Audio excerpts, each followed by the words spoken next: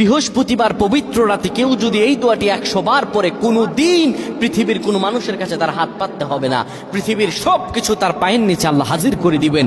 দারিদ্রতা থেকে মুক্তি দান করবেন, বিপদ আপদ থেকে মুক্তি দান করবেন, তার সম্মানকে সুউচ্চতা দান করবেন, অসুস্থতা থেকে দূরে রাখবেন।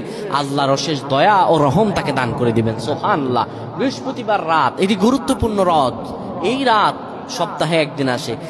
আরবিতে রাত আগে আসে, দিন পরে আসে। সুতরাং বৃহস্পতিবারের যে দিন গিয়ে রাত, এটি বৃহস্পতিবার রাত নয়, এটি শুক্রবারের রাত, এটি জুমাবারের রাত, এটি দোয়া কবুলের রাত, আল্লাহর কাছাকাছি হওয়ার রাত। সুবহানাল্লাহ।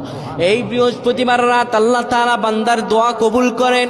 কেউ যদি বৃহস্পতিবার রাতে ঈশা নামাজের পরে পবিত্র হয়ে ইয়া হাইয়ু ইয়া হাইয়ু ইয়া হাইয়ু ইয়া রফিয়ু ইয়া রফিয়ু ইয়া রফিয়ু এই দোয়াগুলো পড়তে পারে 100 বার, আল্লাহ রাব্বুল আলামিন তার মর্যাদা বৃদ্ধি করে দিবেন।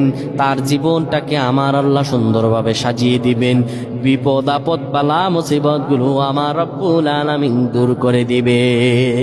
আল্লাহুম্মা আমিন বলেন।